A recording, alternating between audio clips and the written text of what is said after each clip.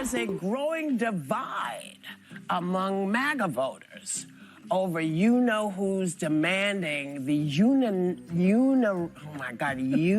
Whoopi may have had a few too many shots of tequila before the show yesterday. All right, folks, buckle up. The geniuses on The View just tried to convince us that Iran, yes, the one that hangs gay people and funds terrorism and just bombed a hospital in Israel, is basically Canada with a prayer rug. And if you're black in America, apparently it's just as bad as Tehran. I wish I were joking. An executive order says you cannot threaten nor can you kill the leader of another country. We really need to have a bird's eye view of what's going on. If that's okay for Israel to do, if that's okay for our president to do, is that okay for another country to do to us? Oh, look, it's Sunny Hostin, daytime TV's favorite race baiter turned part-time war crimes expert, now lecturing us on how you can't threaten or kill the leader of another country. Really? Since when? Because Barack Obama, Saint Barack, ran a drone assassination program so aggressive it made international lawyers lose sleep. He took out terror leaders in Yemen, Pakistan, Somalia, you name it. And then there's Joe Biden, who Sunny worships like he's Moses with cue cards. Biden greenlit multiple drone strikes in Syria in 2021, 2022, and 2023, killing Iran-backed militia leaders. Did Sunny care? Nope, not a peep. No tears for international law, no pearl clutching on The View. But now that Trump's back in charge, suddenly it's, oh no, what if someone does it to us? Newsflash, Sunny, they're not building snowmen and writing apologetic emails. They're enriching uranium to build nuclear weapons and chanting death to America before breakfast.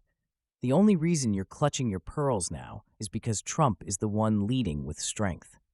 If he launched a paper airplane at Tehran, you'd be screaming war crime. If Biden drops a bomb on a terrorist compound, you call it measured restraint. This isn't about morality. It's about your Trump derangement syndrome flaring up like clockwork.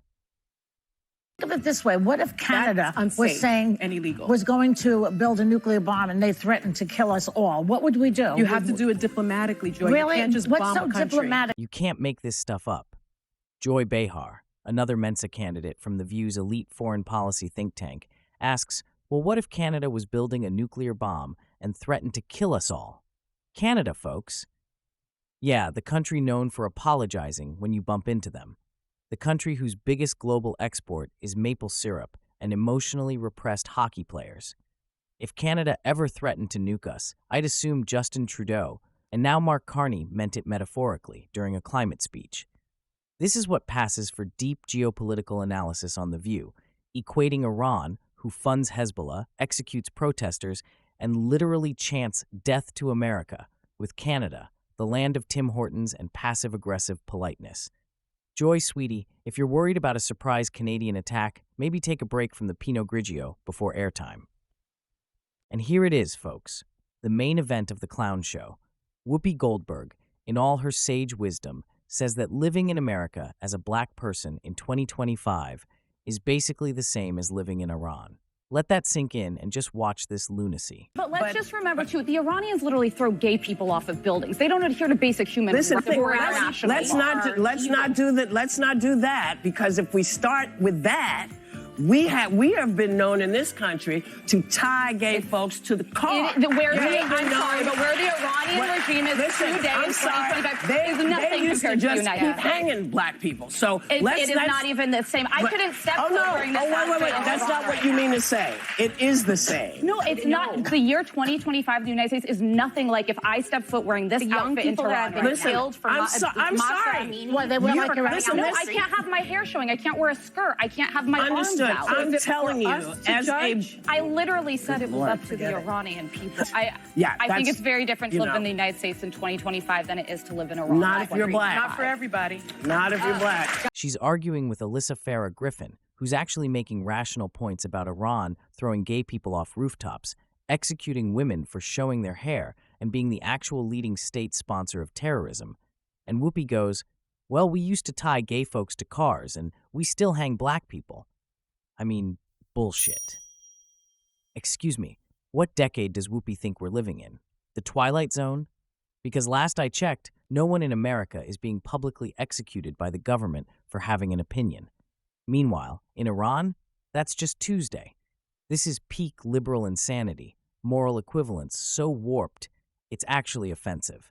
Imagine being so detached from reality that you think speaking your mind on a national talk show while wearing $400 glasses is the same as being stoned in the street for dancing in Tehran.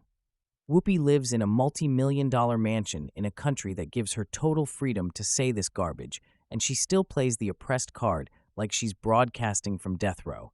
Give me a break. So here's the big takeaway. The ladies of The View just spent 10 minutes defending Iran, slandering America, and confusing nuclear diplomacy with a Canadian bake sale.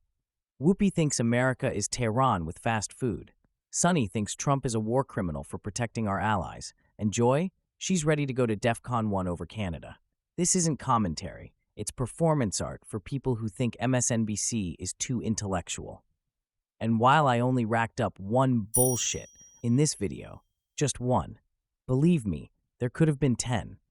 But hey, I'm just trying to keep the censors from short-circuiting in their safe spaces.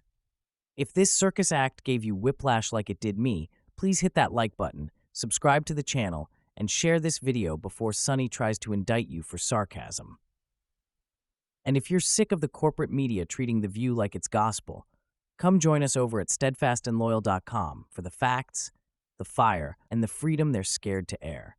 We don't pull punches, we don't kiss rings, we fight back with truth, backbone, and a very low tolerance for bullshit. As always, stay informed, stay relentless, and stay steadfast and loyal. I'm Jimmy Parker. Thanks for joining us.